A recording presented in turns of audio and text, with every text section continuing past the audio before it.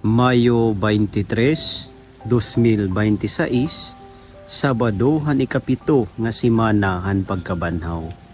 Nga na natin ebanghelyo yan ang adlaw in kinuha didan ebanghelyo ni San Juan kapitulo 21 bersikulo 20 tubtub ka 25. Pagbasa ti kangan santos nga ebanghelyo sumala kan San Juan. Lining i Pedro ngan hingkit aniya nga nasunod haira ang tinun-an nga hinigugma ni Jesus. Adton sinandig kan Jesus han naninihapon hira nga nagpakiana, Ginoo, hinan maglilingo ha imo. Han pakakita ni Pedro haiya, nagsiring hiya kan Jesus. Ginoo, ano man ang mahinanabu hini nga tawo. Nagbaton haiya Jesus. Kung karuyag ko nga mabuhi hiya, tubtuban akon pag-abot, ano man inlabot mo, sunod ha akon. Sanglit nagsarang didahan mga tinun-an ni Jesus, insumat nga diri mapatay ini nga tinun-an, kundi waray magsiring Jesus. Nga diri iya mapatay, nagsiring lahiya, kung karuyag ko nga mabuhi hiya nga dahan akon pag-abot, ano man inlabot mo, amo hiya ang tinun-an nga naghimang raw hini nga mga butang. Ngan amo liwat hiya ang nagsurat hini nga mga butang. Ngan maaram kami nga matuod ani ginsiring niya. Niyan damo pan iba nga mga butang nga ginbuhat ni Jesus. Kun igsurat ini nga tanan hinti nag-usa, bangin diri maigo ini nga tanan nga mga basahan nga pagsusuraton dinhi habug-os nga kalibutan.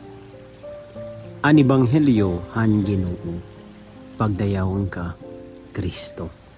Maupay nga oras mga kabugtuan ko didakan Kristo. Anaton ebanghelyo na amuan orhi nga bahin, orhi nga parte, an ebanghelyo sumala kan San Juan. Didahini nga ebanghelyo, mapapansin naton nga hi Pedro sugad-sugadhin iging kukumpara aniya kalugaringon kan San Juan. Ang tinun-an nga hinigugmaahan naton Ginoong Kristo.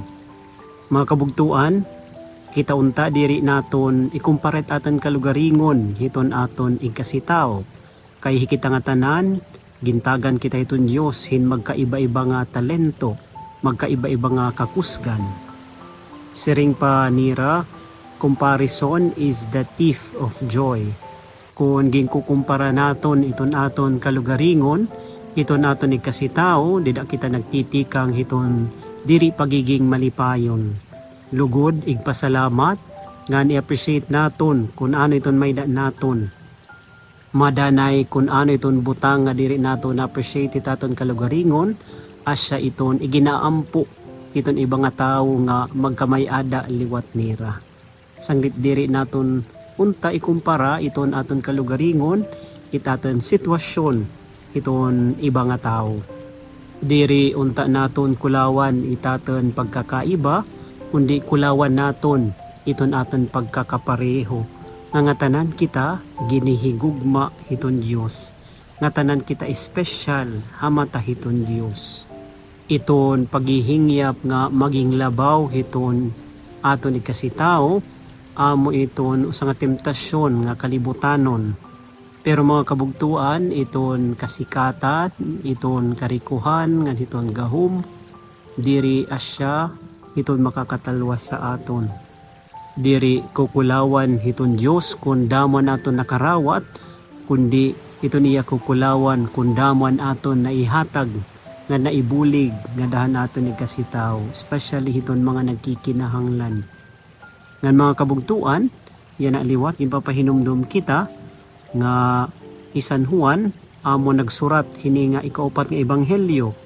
Kung kukulawan naton iton mga Biblia may mga blanco nga mga pahina, mga blank pages na magpapahinumdum aton nga dili aton pamalandong nga diri natatangkos iton ebanghelyo kay hikita ito nagpapadayon iton pagpasamwak iton maupay nga sumat mahiunong iton Dios.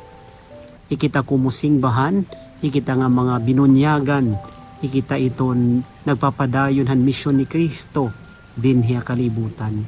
Ikita iton iya mga baba, mga mata, mga kamot, ngan mga tiil. hiton niya na nga panahon. Sanglit mga kabugtuan, diri naton kinahanglan hin microphone, hin pulpito para ipasamwak iton maupay nga sumat, kundi kinahanglan ipakita naton ni Kristo. Diri taton pulong, kundi pinaagi taton magupay nga mga buhat. Dida hini nga aton mission, diri kita magkakumpetensya ito naton ni kasitao, kundi magkaugop kita.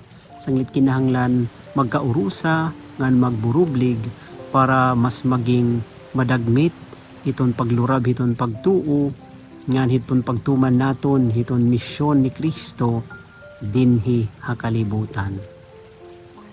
Amen.